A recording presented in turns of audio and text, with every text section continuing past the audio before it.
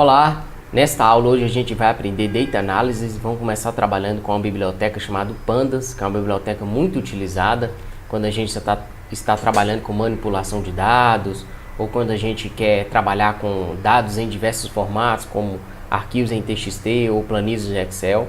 Tá? Então a gente vai conhecer essa biblioteca que é muito famosa, muito útil. O primeiro a ser feito, pessoal, é abrir o notebook que eu enviei para vocês. Mas antes disso, é importante que você verifique se os arquivos que a gente vai usar ao longo dessa aula estão todos no mesmo diretório. Então, antes de executar as próximas células que eu vou mostrar aqui, é importante que você tenha colocado todos os arquivos que eu enviei para você nessa aula no mesmo diretório para prosseguir com a execução das aulas. Então, eu vou primeiramente importar o Pandas. O Pandas, né, como eu disse, essa biblioteca ela já vem junto da suíte do Anaconda, né? Então a gente não precisa instalar o Pandas, tá? Então, como essa biblioteca já vem junto da suíte, a gente basta importar ela e começar a trabalhar. E a gente vai ver como ler arquivos CSV, como trabalhar com planilhas de Excel e assim por diante. A gente vai ver que é muito fácil de trabalhar, muito intuitivo usar o Pandas. Então, na primeira célula aqui, ó, eu estou importando o Pandas. Mais uma vez, é importante, antes de prosseguir, você verificar se os arquivos, né, os arquivos que eu enviei estão todos no mesmo diretório. Então, primeiramente, vou importar o Pandas, né? Então, para importar o Pandas, basta fazer import Pandas, né? Ele já importa a biblioteca e eu vou colocar um apelido para ela. Então, vai ficar import Pandas as PD. Tá? Então toda vez que eu quiser trabalhar com Pandas, referenciar a biblioteca, eu não preciso digitar Pandas, eu digito apenas PD e ele é um alias, né, para essa biblioteca. Agora eu estou utilizando o método readCSV para efetivamente ler um arquivo no sistema operacional.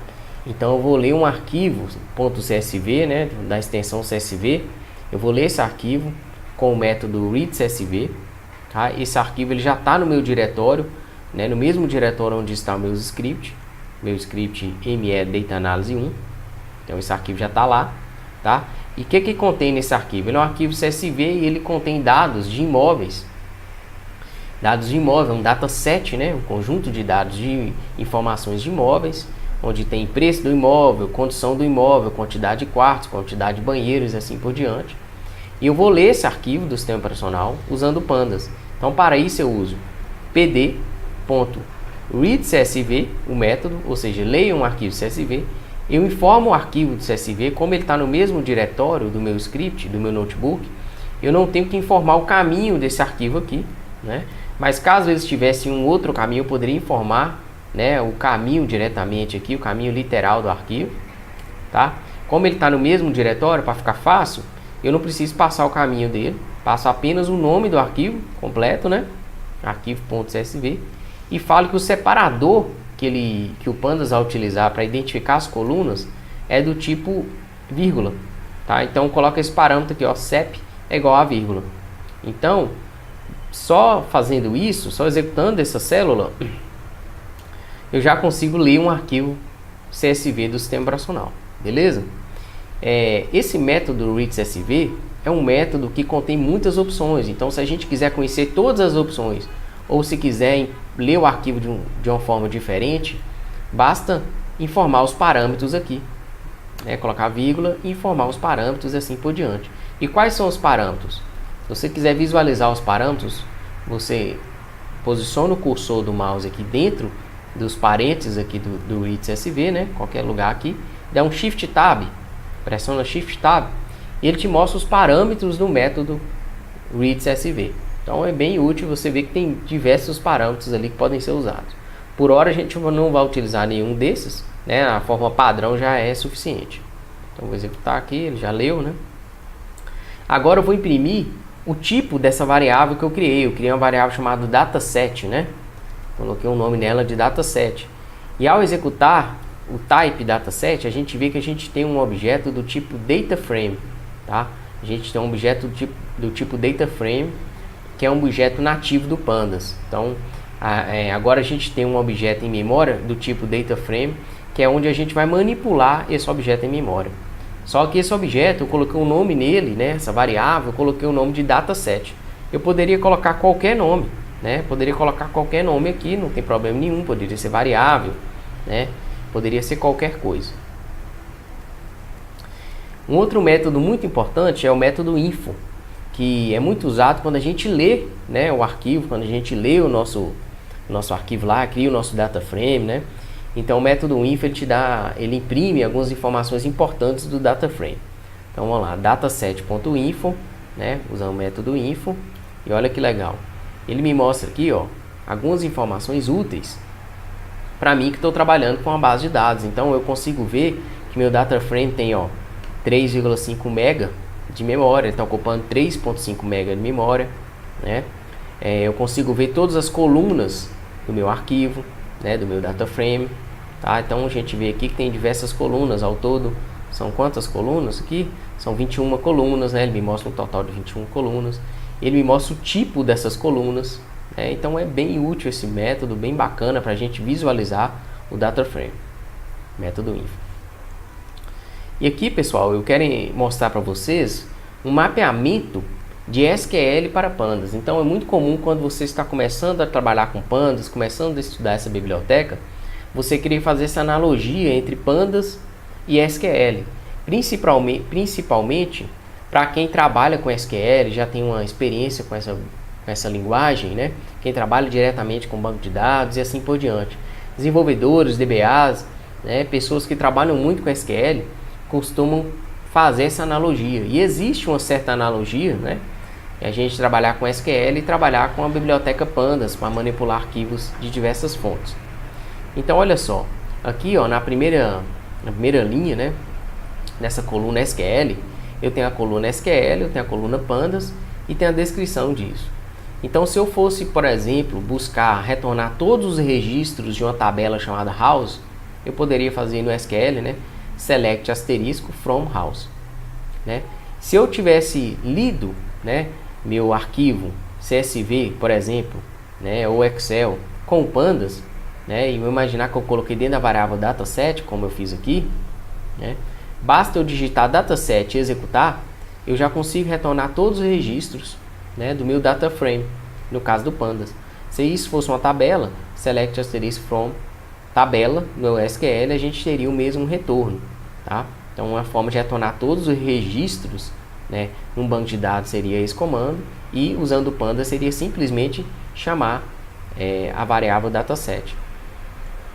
Então olha só, se eu quiser fazer isso, ó, vou criar uma célula aqui, né, eu já li meu arquivo dataframe, então dataset, que é a minha variável, eu vou executar e ele me mostra todos os registros, né, todas as linhas do meu arquivo que eu li, que agora é um dataframe em memória.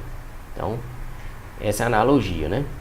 Então outro exemplo, se eu quisesse retornar as 10 primeiras linhas, né, os 10 primeiros registros do meu dataframe, né, no caso de uma tabela, eu falaria select asterisco from house top 10, né? Isso varia um pouco de banco de dados para banco de dados, mas normalmente uma linguagem genérica faria isso, né? E como que eu poderia retornar os 10 primeiros registros de um dataframe usando pandas? Poderia fazer dataset.read, né, e passar 10 aqui por parâmetro do método read. Ele retornaria os 10 primeiros registros. Então uma analogia, né, de SQL para trabalhar com pandas. Então vou fazer um teste aqui, vou executar .read e ele me mostra as 10 primeiras linhas, ok? E assim por diante. Outro exemplo seria select asterisco from house where. Agora eu já estou usando a cláusula where, eu quero filtrar dados.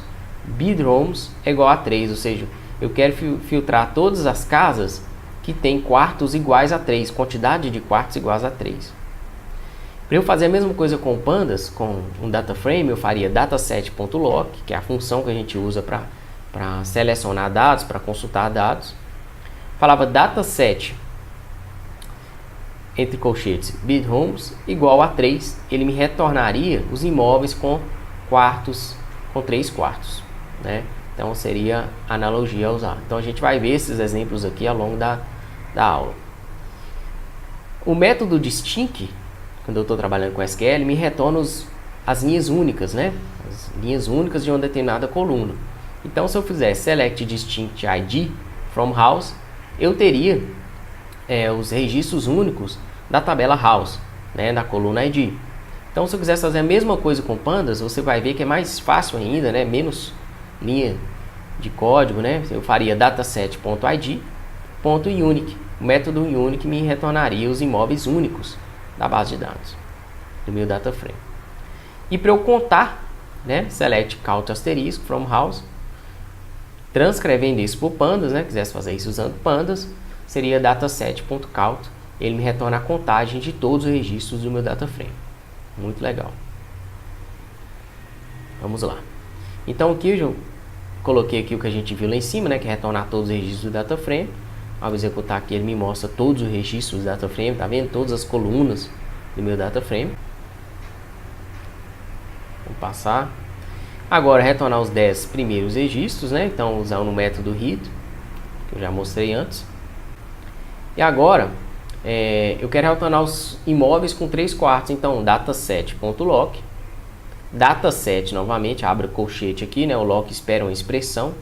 E o lock é um recurso muito versátil. Eu posso passar uma função booleana. Eu posso consultar de N formas aqui. Ele vai me retornar um data frame. Então, dataset, né? Colchete, e passo a coluna que eu quero especificar como filtro igual a 3. Então ele vai me retornar os imóveis com 3/4. Então olha só. Então tem aqui, ó, todas as linhas que me retornaram são imóveis cuja coluna, né, bedrooms é igual a 3.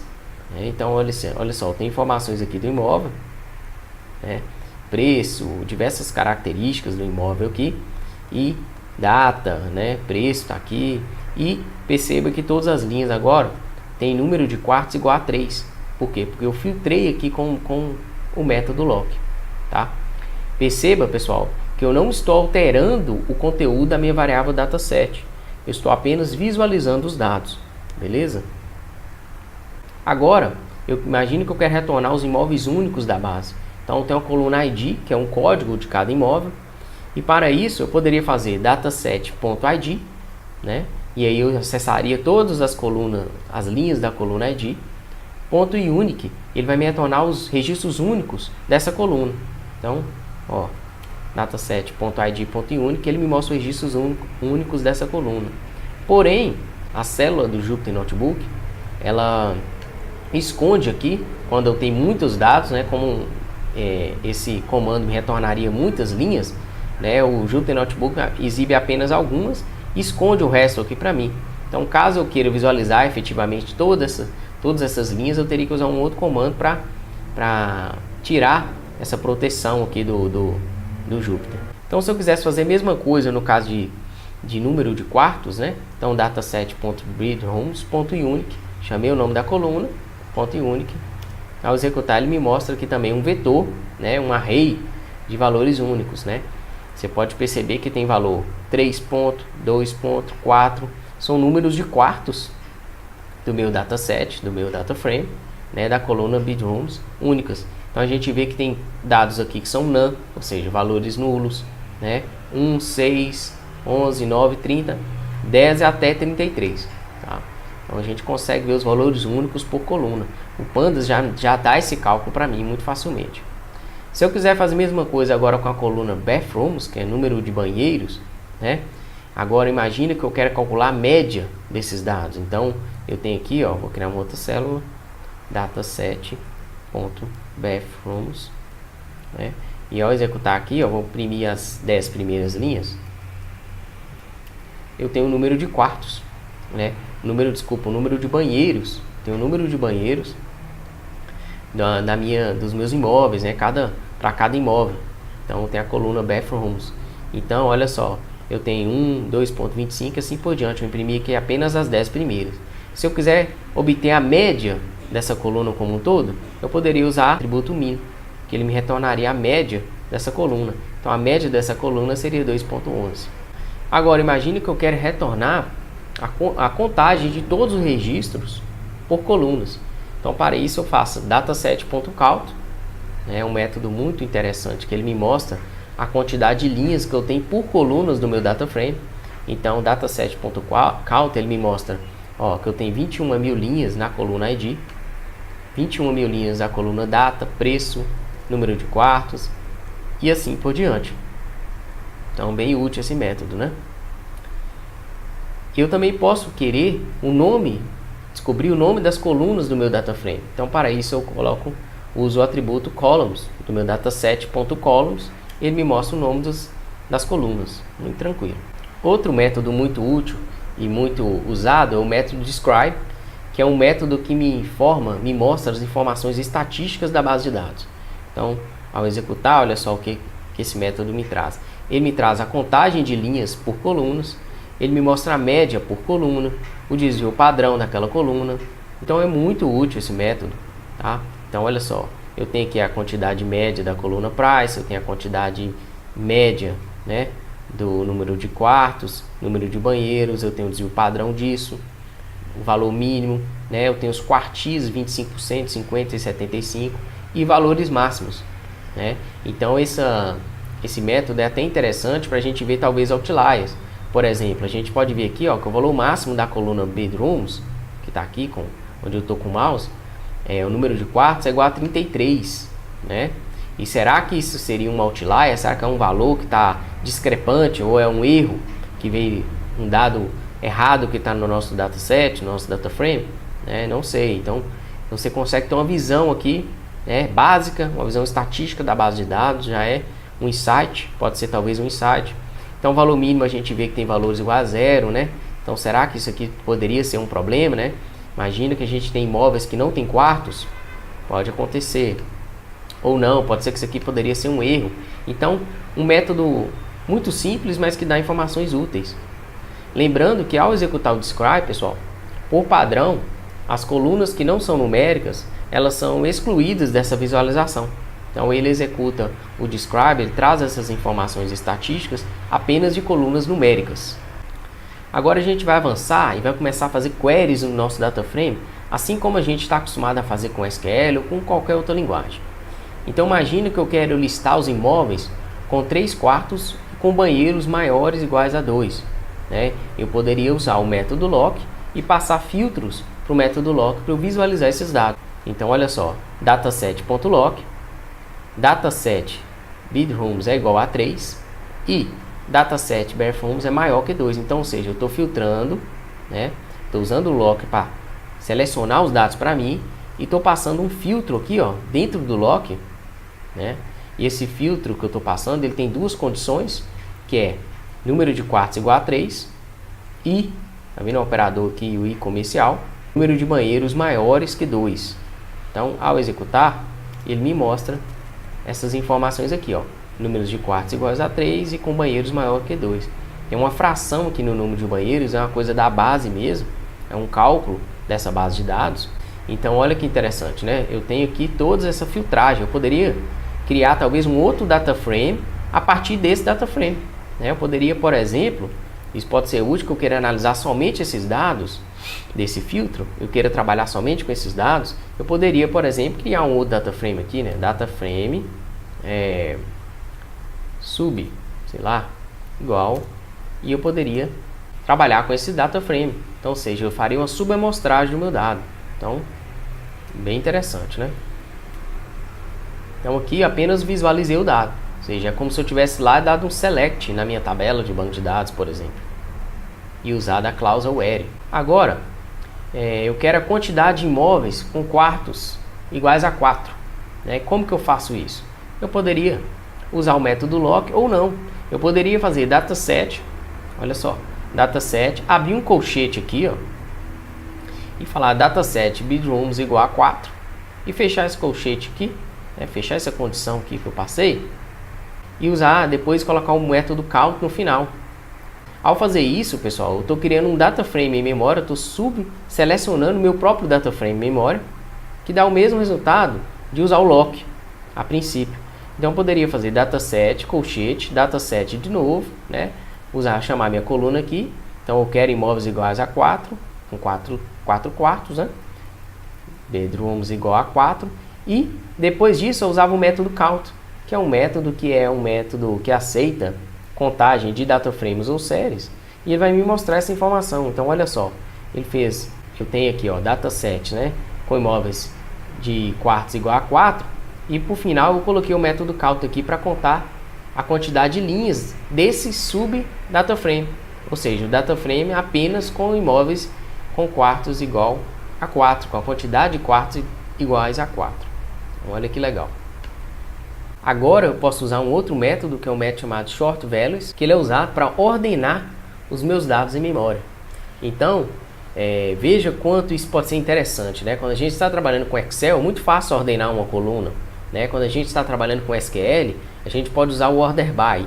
Como a gente está trabalhando com Pandas, eles também têm um método muito legal chamado Short Values, que eu especifico aqui a coluna que eu quero ordenar e ele faz a ordenação para mim em memória. Então, ó, dataset.shortValues, entre parênteses, by igual a, eu passo a coluna que eu quero ordenar. Então, imagine que eu quero ordenar pela coluna preço de forma decrescente. Então, eu quero ordenar o meu dataset agora por preço, né, by igual a preço, e de forma ascendente igual a falso. Ou seja, eu quero que ele ordene de forma decrescente. Eu quero os maiores imóveis de preços com preços maiores primeiro.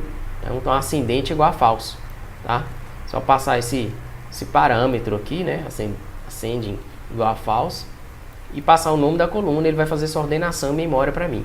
Então, veja que legal, ó. Ao executar, ele fez essa ordenação e imprimiu aqui para mim. Então, agora eu tenho os dados aqui ordenados por preço. Então, do maior para o menor. Outro método bastante interessante é o método Value Counts. O método Value Counts, ele tem por objetivo fazer uma contagem, um agrupamento de dados únicos.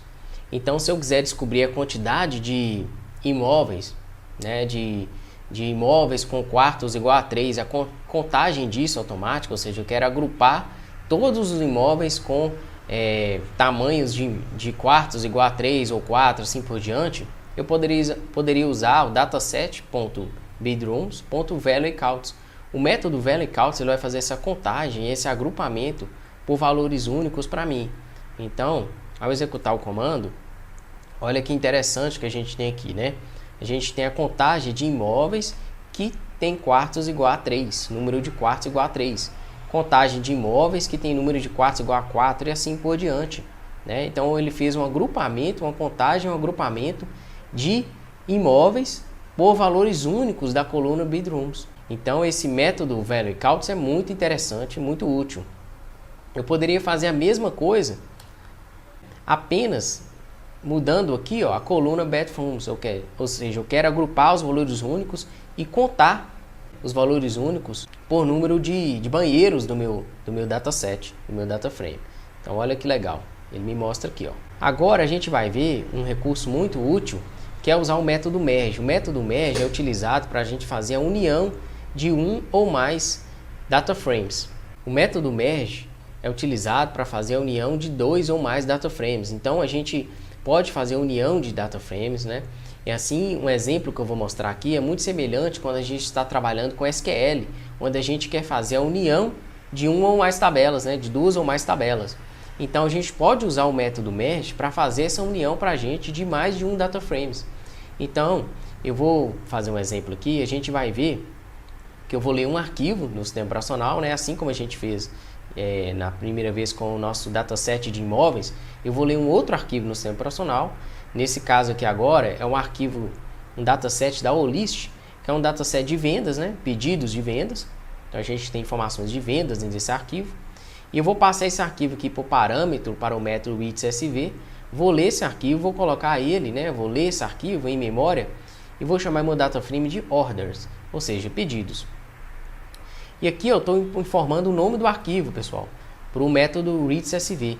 Perceba que aqui eu só estou passando o nome do arquivo porque eu tenho certeza que esse arquivo está no mesmo diretório do meu notebook. Então, se você não colocou os arquivos que eu te enviei no mesmo diretório do notebook, você tem que informar aqui qual o diretório, qual o caminho literal do arquivo, né? Por exemplo, /home, /Rodrigo, /Olist, assim por diante. Então, você tem que informar o caminho onde vai estar esse arquivo no seu computador. Como esse arquivo está no mesmo diretório do meu computador, tá fácil. Vou executar, ele vai ler o arquivo, pronto, fez a leitura do arquivo. Agora eu vou visualizar as 5 primeiras linhas do meu data frame. Eu criei um data frame chamado ordens. Então, olha só, Agora eu tenho aqui, ó, no meu data frame orders, eu tenho o ID do pedido, né? Order ID. Eu tenho a coluna ID do cliente, eu tenho o status do pedido, eu tenho o tempo, né? O timestamp que foi adquirido, né? O pedido, a compra foi realizada e assim por diante, entre outras colunas. Então agora eu tenho esse data frame memória, né? Chamado orders. Eu vou ler um outro arquivo, com isso eu vou gerar um outro data frame, né? Então um outro arquivo é um arquivo que tem informações de itens dos pedidos, né, que foram realizados na empresa, os pedidos de venda. Então, eu tenho aqui, ó, orders underline items, que é o data frame que eu vou criar agora, e ele recebe pd.read.csv, ou seja, eu quero ler o arquivo que está no meu diretório, chamado olist underline order items dataset.csv, é um outro arquivo. Lembrando, gente, que essas bases de dados são fornecidas gratuitamente e livremente no Kaggle, que é a plataforma de data science mais famosa do mundo. Então você pode ir lá e fazer download livremente, tá? Eu apenas fiz download desse arquivo para mostrar a vocês. Então vou ler esse arquivo aqui, ó, usando o read.csv, e vou colocar o conteúdo, né? Vou criar um data frame chamado ordens items, ou seja, itens de pedido. Então, criei meu segundo data frame. Agora eu vou executar aqui para eu dar uma olhada nesse arquivo, nesse data frame. Então perceba que eu tenho o ID do pedido está aqui, né? A ID do item, ID do produto, né? ID do vendedor, o preço e o frete, o valor do frete. Então eu tenho mais informações um pouco do que só uma informação de pedido. Agora o que eu quero? Agora eu quero usar o método merge do Pandas para fazer a união desses data frames, né? Assim como eu faria como se eu quisesse fazer um inner join ou left join ou right join lá no SQL, né? Eu quero, dado que eu tenho dois data frames, eu quero fazer a união para poder trabalhar com os dois de forma conjunta. Então olha só, eu vou agora, como que eu faço isso? Eu vou chamar o método pd.merge do Pandas, né? O método merge do Pandas, e eu vou passar o primeiro data frame aqui, ó, o meu data frame que eu quero fazer a união é o data frame orders, que é o data frame de pedidos, né? Então eu vou falar para ele quais as colunas eu quero, a minha lista de colunas que eu quero usar para usar desse data frame. Então eu vou passar a coluna order ID, order status, order approved at e assim por diante. Eu tenho a minha lista de colunas que eu quero trabalhar, né? E vou usar também, coloquei aqui, ó, vírgula, o data frame que eu vou unir é o ordens itens, ou seja, pedidos, né? Itens de pedido, e eu vou usar as outras colunas desse data frame também, que é ordem ID também, product ID, seller ID, price e valor de frete. Então são as colunas que eu vou usar. E o parâmetro on é onde eu informo qual a chave que vai ser utilizada, qual coluna que vai ser utilizada como chave de identificação entre esses dois data frames, que seria similar ao meu inner join lá do SQL. Então a coluna que é comum entre esses dois data frames, nesse caso, é a coluna order ID. Então eu informo ela aqui no parâmetro on. Então vou executar, olha só. Então ele executou para mim, eu criei um data frame chamado df_query, um data frame comum, né, que ele contém a união dos dois data frames que a gente viu anteriormente. Então ao visualizar esse data frame, olha o que a gente tem. Então tem aqui agora, ó, informações de pedido, né? Status, as colunas que eu informei aqui em cima. E eu tenho também as colunas que eu informei aqui, ó, do meu segundo data frame, que é o data frame de itens de pedido. Então eu gerei um outro data frame, né? Um terceiro data frame, que é o df_query, né? E esse data frame agora ele é uma união dos últimos dois. Avançando um pouco mais, a gente tem a forma de união dos data frames. Então, quando a gente trabalha com SQL, é muito comum a gente ver lá o left join e o right join, ou seja, a gente quer unir duas tabelas, no caso do SQL, duas tabelas, mas considerando prioritariamente a coluna esquerda ou a coluna direita. Caso os dados da coluna direita não existam, né, não sejam relevantes para a união, você consegue unir essas duas tabelas apenas considerando os dados à esquerda, da tabela esquerda, que é o caso do left join. Caso você queira desprezar também os dados da coluna esquerda, você usa o right join e assim por diante. Então você tem essa flexibilidade na hora que está trabalhando com inner join, com left join, né? Está fazendo união de tabelas no SQL. O Pandas também tem esse recurso. Para isso, a gente usa o parâmetro how e a gente informa qual é o método de união que ele vai usar. Então, por padrão, a gente não usou esse parâmetro, por padrão ele usa o método inner.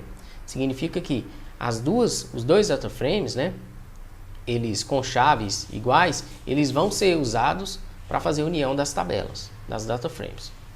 Então, ao executar aqui agora, usando o método how left, a gente passa para o merge essa configuração dizendo que a gente quer apenas considerar obrigatoriamente as colunas à esquerda, que é a coluna orders.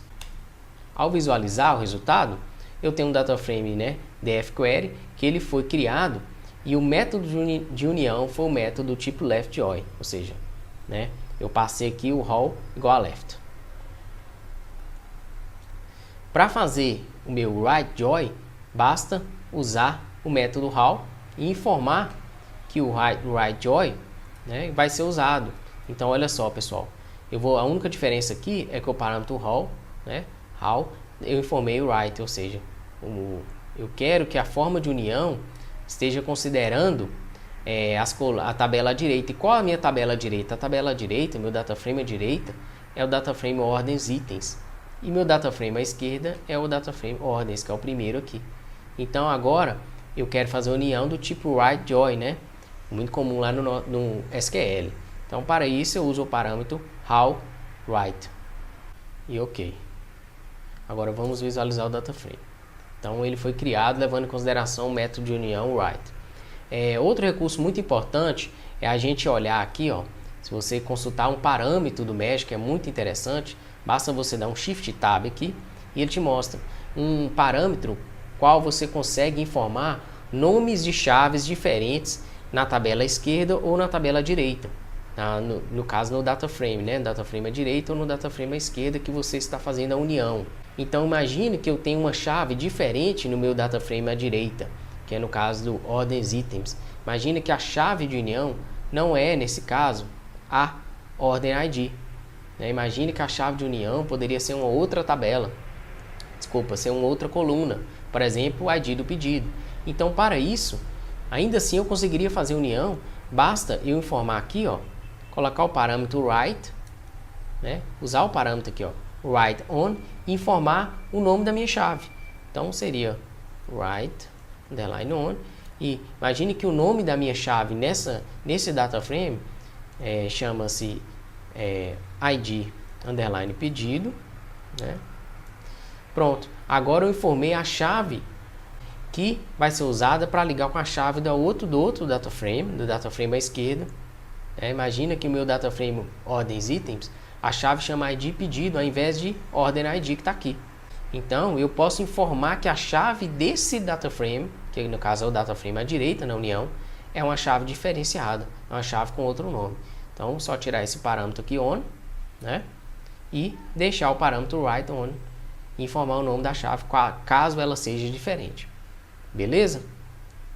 Eu espero que você tenha gostado desse vídeo, dessa aula, e nas próximas aulas a gente vai avançar mais nesse assunto. Eu te vejo na próxima aula. Um grande abraço. Valeu!